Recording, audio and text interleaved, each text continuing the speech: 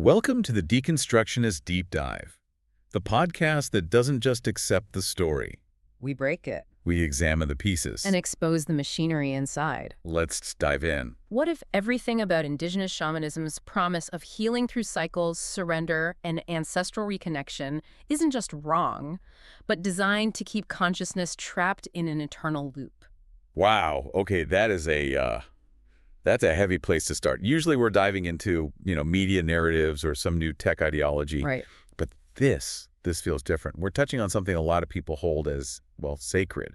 This whole revival of ancient wisdom, of shamanism. And we need to be very precise here. We're not painting with a broad brush. We're not talking about all Indigenous practices everywhere for all time. Right. We are doing what we always do. We're looking at a very specific document, a specific set of ideas that are being packaged and sold right now. Okay, so what's on the table today? What's the source material? It's a fascinating and frankly disturbing document. It's titled The Siberian Shamanism Analysis and Escape Velocity Protocol. Escape Velocity Protocol. Yeah. That doesn't sound like a spiritual text. It sounds like something from NASA or, I don't know, a military think tank. That's entirely the point. The source document we're deconstructing today is an analysis of the discourse around a specific figure, Snow Raven, also known as SUOR. Oh, right. I've seen her videos. I think a lot of our listeners probably have. She's gone completely viral. Absolutely. She's this Arctic Siberian shaman, and the visuals are just breathtaking. She's in the snow. She mimics bird calls, reindeer sounds, the wind. It's incredibly powerful. It is mesmerizing. It's aesthetically perfect. Right. But our job isn't to be mesmerized.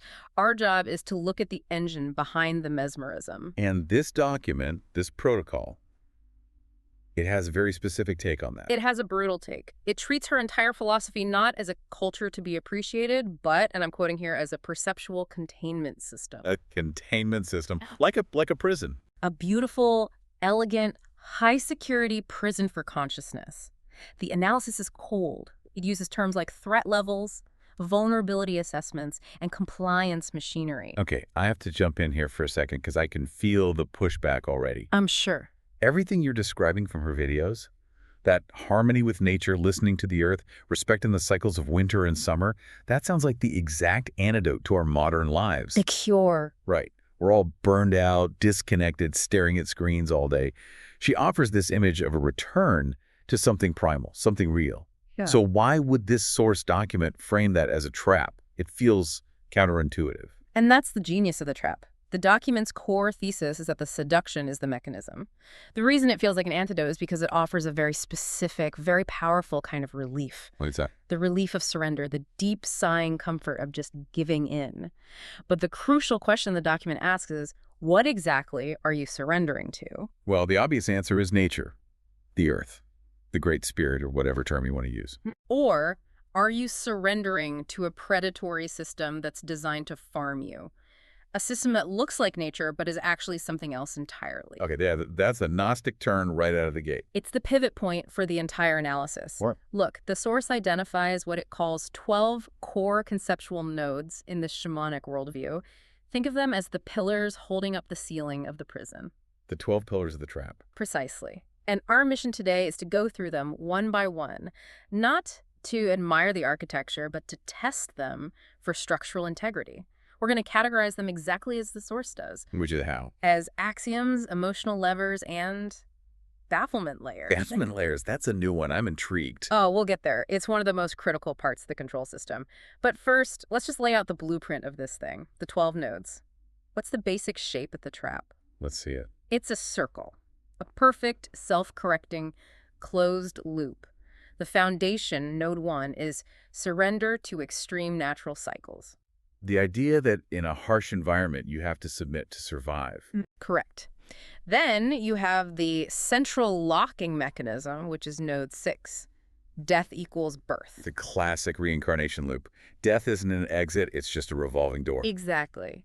And then you have the tools, the things that make the prison cell feel comfortable, even beautiful. The things that make you want to stay. That's node 3. The human body as an instrument, using your own biology, your breath, your voice, to create trance states that feel good.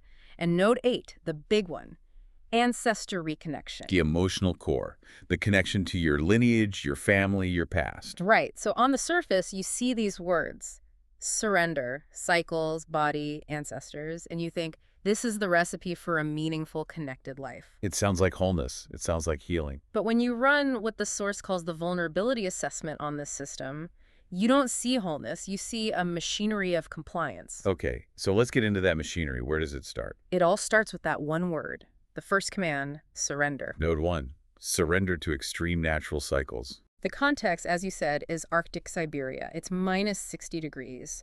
The wind howls. Nature isn't your friend. It's a relentless force that will kill you without a second thought. Snowraven talks about this a lot, how the only way to survive is to stop fighting the cold, stop resisting, and become one with it. Which, I mean, that makes perfect biological sense. If you panic in that kind of cold, you sweat. The sweat freezes, you die.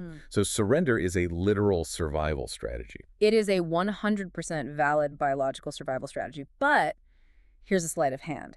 Here is the core of the trap. The philosophy takes that biological necessity. Don't freeze to death. And it elevates it into a metaphysical command. It says, the way you must relate to the cold to keep your body alive is also the way your soul must relate to the entire universe. It's a category error. It's taking a specific physical rule and making it a universal spiritual law. Precisely. The source calls it a command for passive compliance. It's training. It's conditioning. If your most fundamental relationship with reality is defined by the axiom surrender or die, then you are programming your consciousness for submission. You're training yourself to be a subject, not a sovereign. You're training yourself to be livestock. That's a harsh word, livestock. Is it, though? Let's be ruthless here. Look at any system of exploitation in history. Does that system reward surrender? If a herd of antelopes surrenders to a pack of lions, do the lions say, wow, look at their spiritual harmony, let's leave them alone? No, they see it as an easy meal. They see it as an easy meal. The source argues very coldly that exploitation rewards resistance. It rewards rebellion. It rewards the refusal to be food. By teaching that surrender is the highest spiritual virtue, you are systematically declawing a sentient species. You are making them, well, edible. And this ties directly into the next piece of the machinery, doesn't it? Node 7, constant death facing. It's the psychological lubricant that makes the surrender go down smoothly. Explain that. The idea is that living in a place where death is always a possibility, it teaches you to live more fully, to have an effortless living. Right. You accept your own mortality, so you stop clinging to things. You stop being afraid. It's sold as a state of grace, a kind of Zen-like peace. It sounds peaceful. It sounds like a sedative. The source document's classification for this is blunt. It calls it passivity induction. Passivity induction. Yes. Think about what it's prioritizing. It prioritizes mortality acceptance over transcendence. It's telling you to make peace with the prison cell. Instead of trying to escape it. Imagine you're in a maximum security prison. You could spend your days raging against the bars, planning an escape. Or you could accept that you're never getting out. You could start meditating, tending to a little plant in your cell, finding effortless living within those 8x8 confines.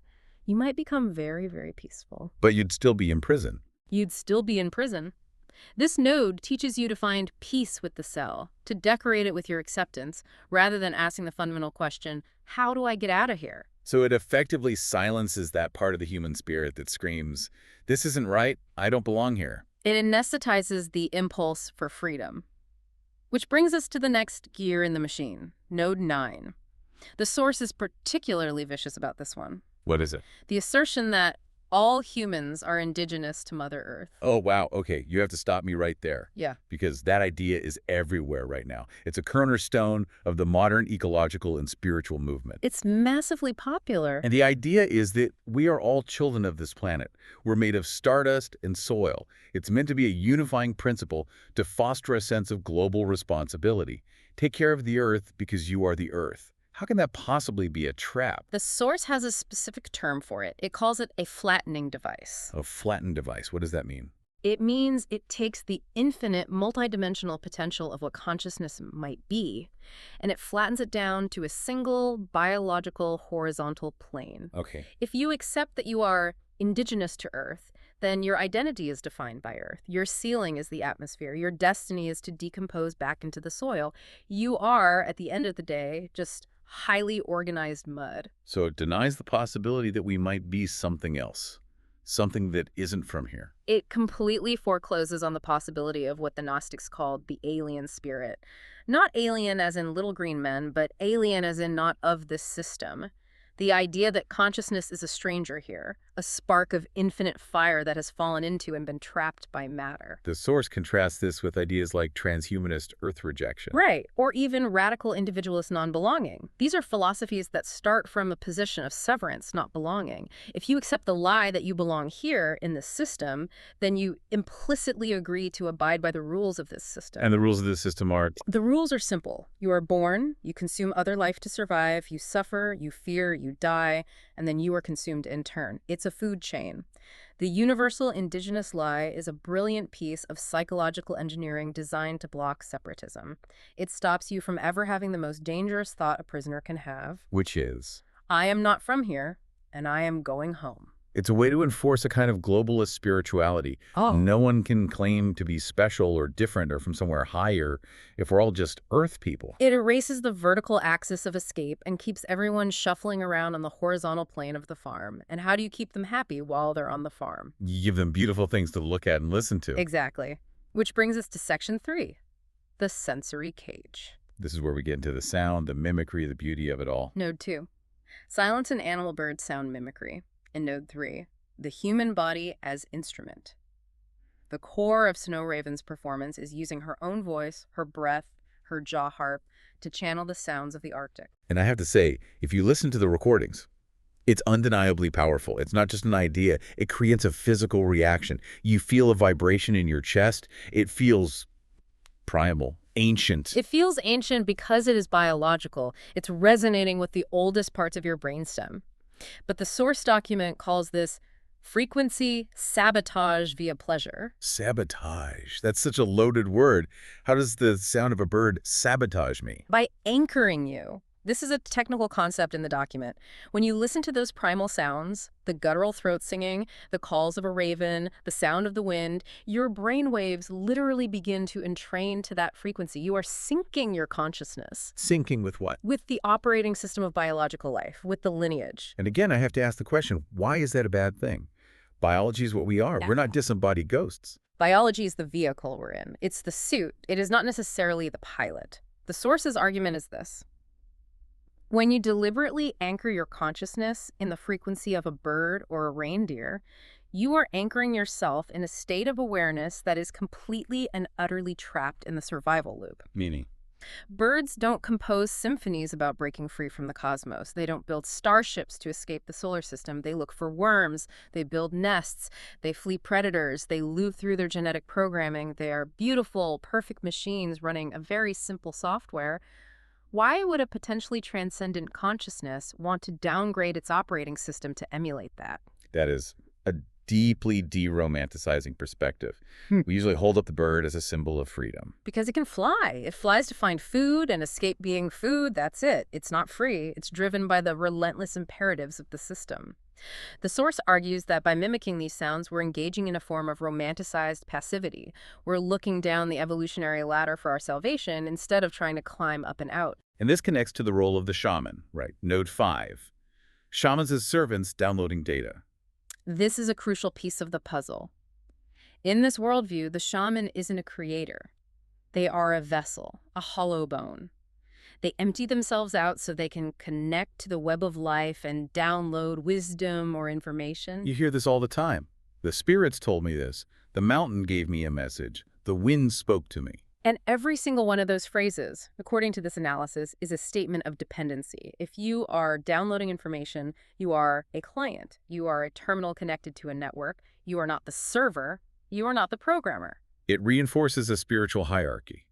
The web of life is big and all-knowing, and you are small and need to listen to it. But the Gnostic question is always, who spun the web? Who programmed the network? The source contrasts this model of downloading with the model of sovereign creation. Meaning, you shouldn't be listening for messages. You should be generating the message. You should be the source of the signal, not just a passive receiver picking up broadcasts from the planetary system. But being the source is terrifying. It's lonely, there are no instructions, it's so much more comforting to feel like you're part of a web, that you're being guided. Of course it is. And that's why people crave a map. They want a structure for the unknown.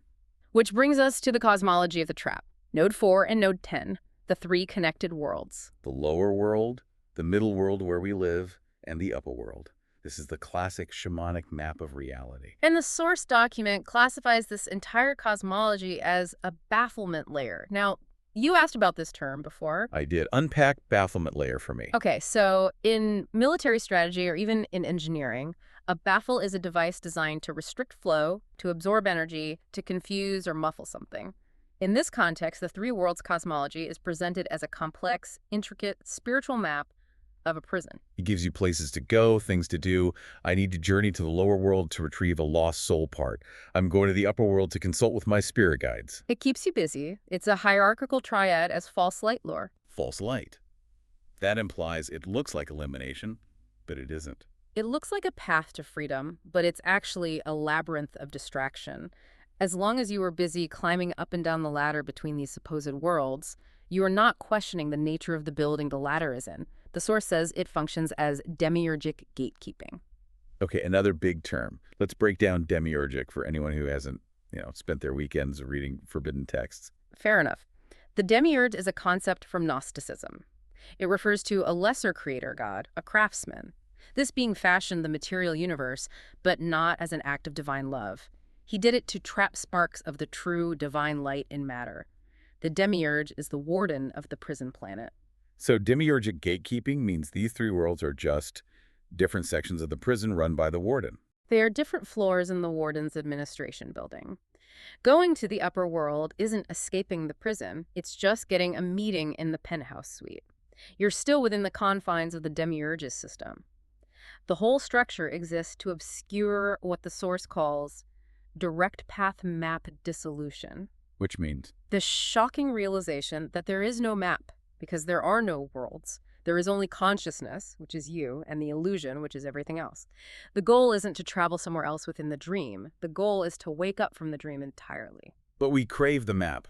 We crave the structure. It gives the terrifying unknown a shape we can manage. And that craving, the source says, is the leash, which brings us to the deepest, most powerful parts of the control system. Section 4, the high threat nodes. This is where it gets really personal, I imagine. This is where it gets emotional, because if the cosmology is the map of the prison, then the ancestors are the guards who convince you not to leave. This is Node 8. Ancestor reconnection. This is the one that's going to be the hardest for people to even consider as a negative. I can feel the psychic shields going up from our listeners right now. We are taught from birth that honoring our lineage is a virtue. To feel the strength of the thousands who came before us, holding us up. And the source calls this a nostalgic tether. A nostalgic tether. And even more damningly, lineage dependency. How is it a trap to love your grandparents? I mean, come on. It's not about love. The analysis is very clear on this. It's about authority and orientation. The document argues that this whole phenomenon of ancestral DNA awakening forces a backward gaze. You're spending all your time looking over your shoulder instead of looking forward. Think about it with cold logic for a second. Your ancestors. They were human beings. They lived and died inside the very same surrender or die system we've been describing. They struggled. They were afraid. They had vastly more limited knowledge than we do today. Why are we elevating them to the status of infallible spirit guides? Why are we asking people who died inside the trap for the map to get out? It's the blind leading the blind argument, but stretched across generations. It's a pyramid scheme of inherited trauma and limitation. The source argues that when you tether your consciousness to your lineage, you are implicitly accepting their unresolved issues, their fears, their beliefs, their software bugs as your own. It fundamentally prevents ex nihilo creation. Creation out of nothing. Right. You cannot build something truly radically new if all your building materials are the recycled bricks from a fallen house. You're just rearranging the rubble. There's a line in the document that's really chilling. It says, "You are being sold your own chains disguised as hidden gifts." That's the essence of it. But the chain isn't just the past. The most powerful chain is the one that locks down the future. And that brings us to the highest threat level in the entire analysis, Node 6 and Node 11. Death equals birth. The doctrine of reincarnation, the great circle of life. Which the source labels the core recycling bait. This is the linchpin of the entire containment system. If you can be convinced that death is not an exit, but merely a transition to another birth, if you believe that death is the mother of life, as Snow Raven's tradition teaches, then you have absolutely zero incentive to ever try to escape. Because there's nowhere to escape to. Yeah. The cycle is framed as sacred, as the natural order of things. It sanctifies the loop. It says, the hamster wheel is holy, so keep running. If you believe you're just going to come back again and again, you stop trying to achieve escape velocity. You just try to have a good incarnation. You try to accumulate good karma or clear ancestral trauma or whatever the goal is. It effectively postpones liberation indefinitely. It's always, I'll figure it out in the next life. It creates what the Source calls the meta lie. And the meta lie is the belief that liberation can be found within the cycle.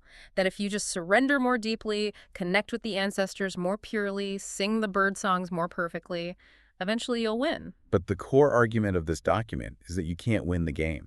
You cannot win a game that is rigged from the start and designed to harvest your energy. The only winning move is to flip the board over and walk away. The Source explicitly contrasts this with what it calls cross-cultural heresy, specifically Gnostic cycle rejection and chaos magic timeline severance. These are traditions that look at the cycle of birth and death and don't see a beautiful dance. They see a catastrophe, a cosmic horror. I see the bars of the cage. Exactly. The Gnostics did not want to come back. They saw the material world as a flaw, an error they wanted out. The shamanic worldview is the ideological opposite. It says, no, stay here. Stay in the mud. The mud is sacred. Okay, so this system is incredibly comprehensive. But what happens if someone starts to wake up inside it? What happens if someone starts to feel that rage, that Gnostic horror? How does the system handle dissent? That is the function of the final and perhaps most modern node 12. Which is? The safe space. Safe spaces for Indigenous Western merging. I know exactly what this is. This is the weekend workshop, the healing retreat.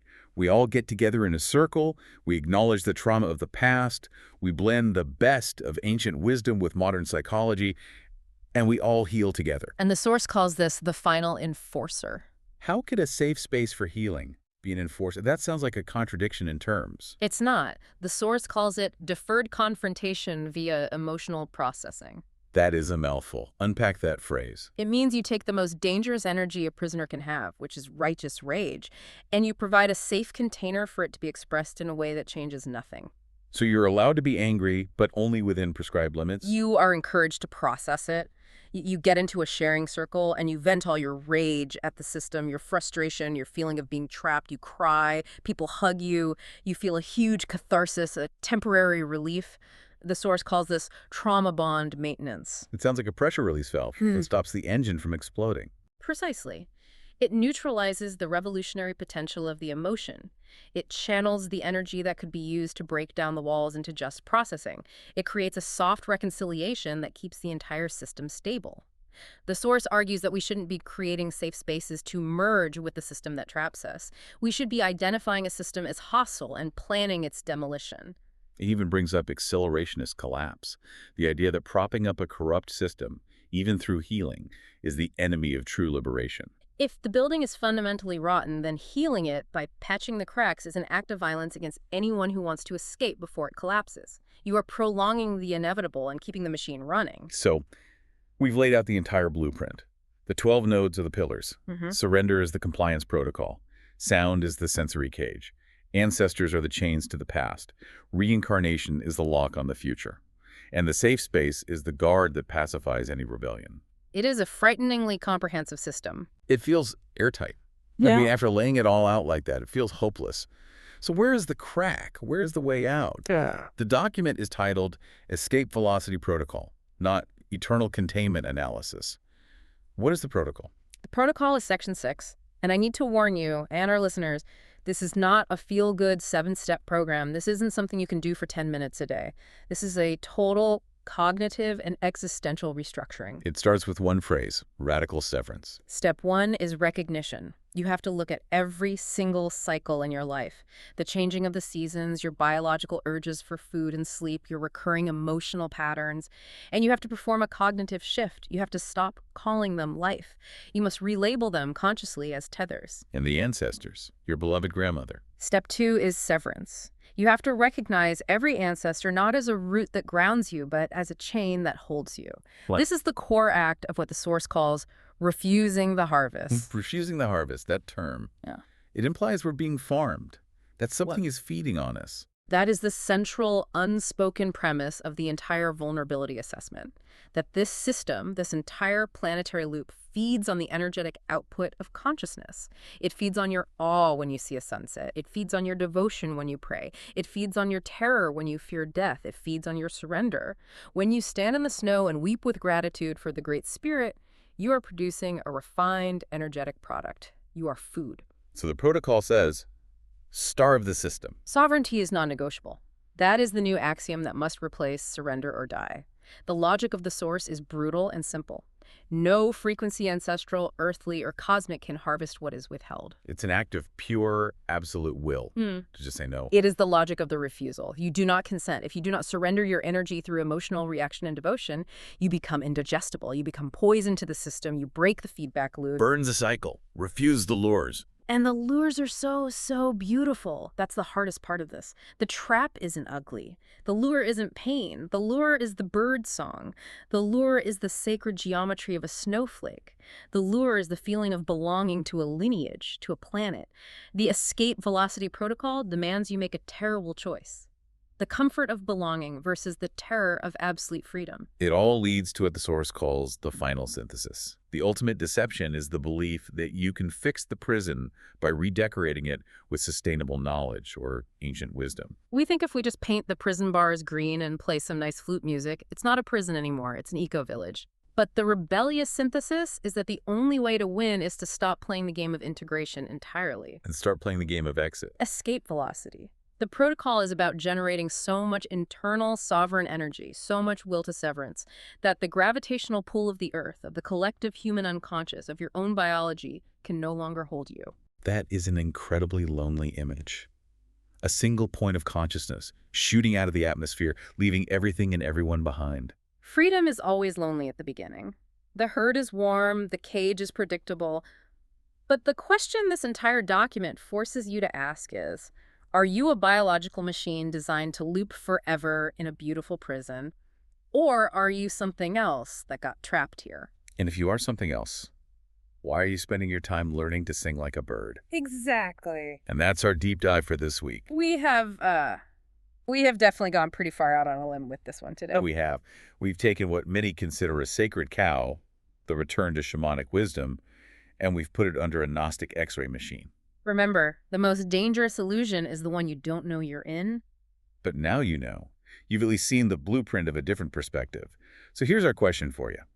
If the ultimate deception is the belief that liberation lies within the cycle, through surrender, ancestry sound, or gentle merging, what is the one tether in your own life that you're finally ready to sever completely? It doesn't have to be cosmic. Is it a family obligation that feels more like a curse than a blessing? Is it a comfort habit that keeps you small? Is it a spiritual belief that, if you're really honest, makes you feel weak instead of powerful? Let us know in the comments. Question the narrative. Deconstruct the dogma. See the system. We'll see you next time. Stay skeptical. Thank you for joining us.